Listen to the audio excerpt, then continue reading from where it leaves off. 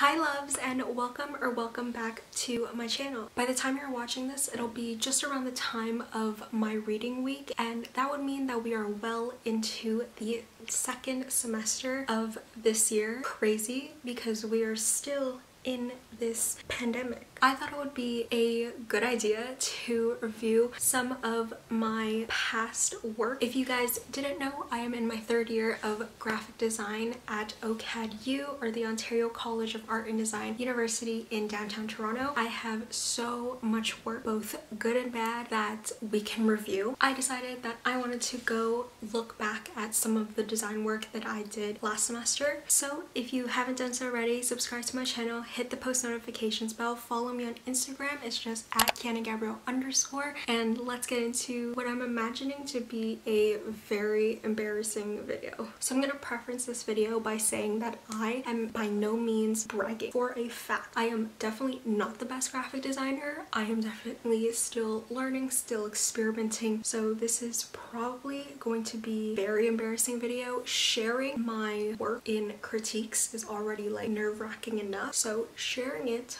with you guys and literally the world is a little bit more daunting. I have my first year, second year, and my third year. If you want to see more, we could definitely do more and I could have like a whole series of me reviewing each semester. For now, I'm going to go into the third year folder and go into the fall semester. We are going to start off with graphic design 3. So starting off with my COVID-19 assignment, I did a prototype for an app, and we were supposed to talk about the ideas of how COVID-19 has impacted a specific group, and I chose how COVID-19 affects Gen Zs from getting a job and entering the job market, because I felt very personally victimized by COVID-19 and the upcoming job market. So I developed an app. I want to also preface this video by saying that once I'm done a project, I never look back unless I'm like so strongly into this project that I put it on my portfolio website, which I will have my more portfolio Instagram as well as my website linked in the description box down below if you want to see like actual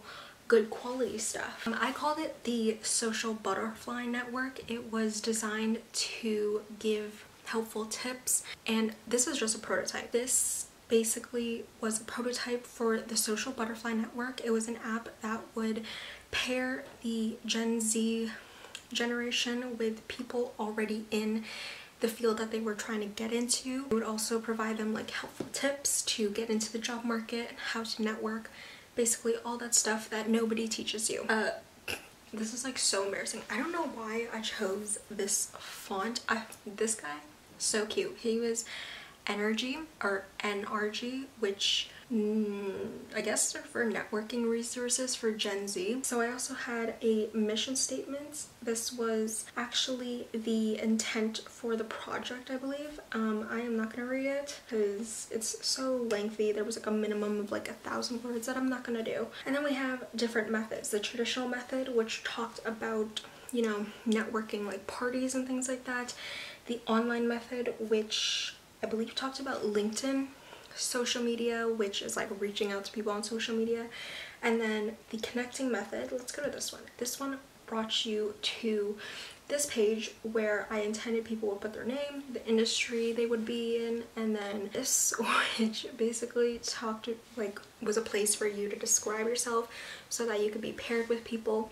Yeah, I'm not gonna go through any of this because it's a lot of reading and I don't think you would actually want to read it. Design activism was probably one of my favorites. This assignment, you were supposed to take an existing piece of activism work, and I decided to do a zine called Demonstrate. It was like a collection of photographs that showed the effects of Donald Trump's winning back in 2016, which thank God we are not in that year anymore and we're done with that.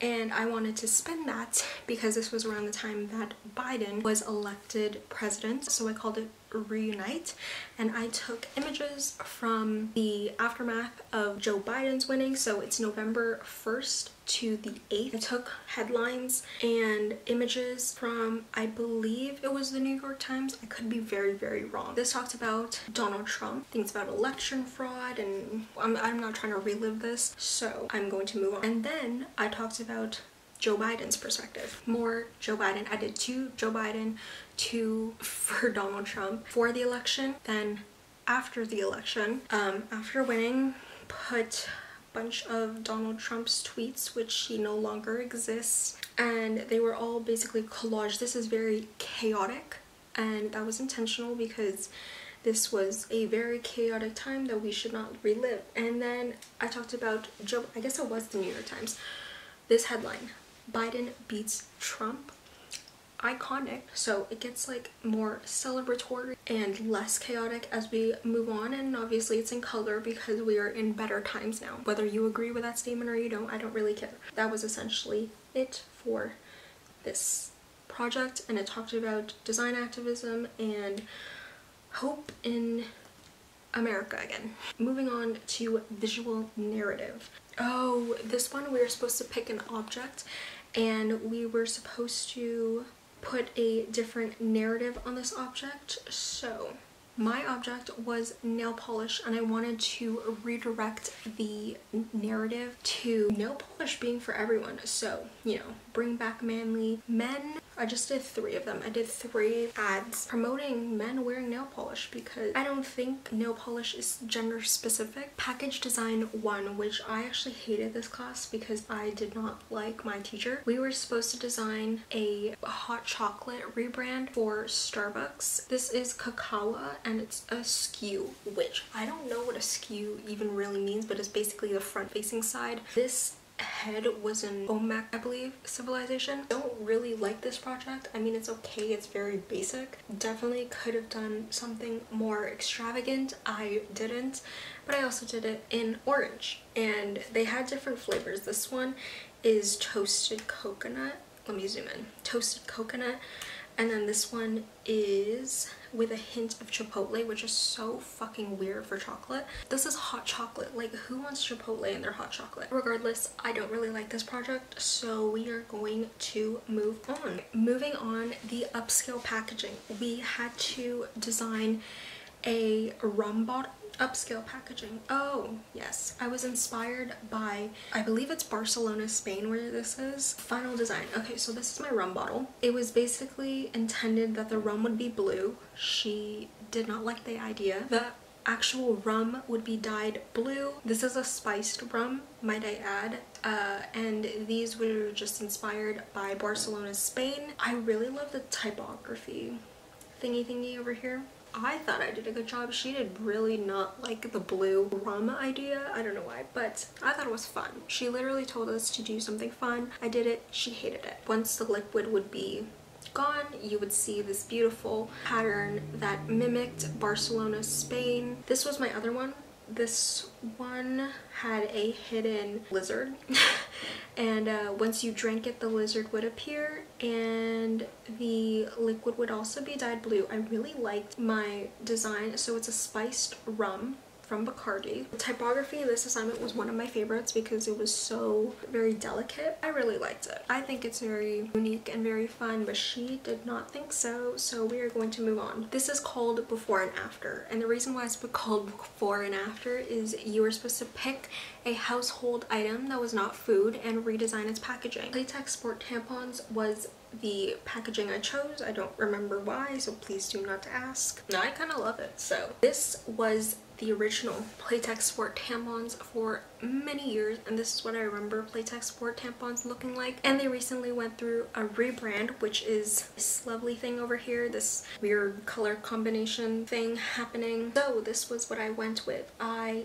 took this woman from the Playtex Sport Instagram. Playtex, I wasn't allowed to change the Playtex typeface that is credited to Playtex. I actually had to find a vector of this Playtex logo, which isn't even the current Playtex Sport logo. So I did a combination of the original typeface and I redesigned it to look like this, which is partially sporty but a little bit more feminine as well. Consolidated this stupid 4-corner thing that I don't know what the fuck is happening there. I also really liked it because it looks like her foot is going over the yellow bar and she's actually jumping over it. I also didn't know about the colors. She thought the original packaging colors were very acidic, but I chose blue and like a pinky purple for this one and a pink and a green so that it wouldn't be too feminine but also not too just like out there and bold. This was my final design. I consolidated the 360 again, didn't like it over there, put it over here, made it bigger because 360 protection is like Playtex's thing with Playtex Sport. So here is my mock-up. You were only supposed to design the front of the packaging always. So here is the first one and here is the second one. Literally the exact same thing, just different colors. Moving on to my strategic branding class. I don't think that there's actually like a lot of, no. I'm only going to show you 2 assignments because that just makes the most sense to me.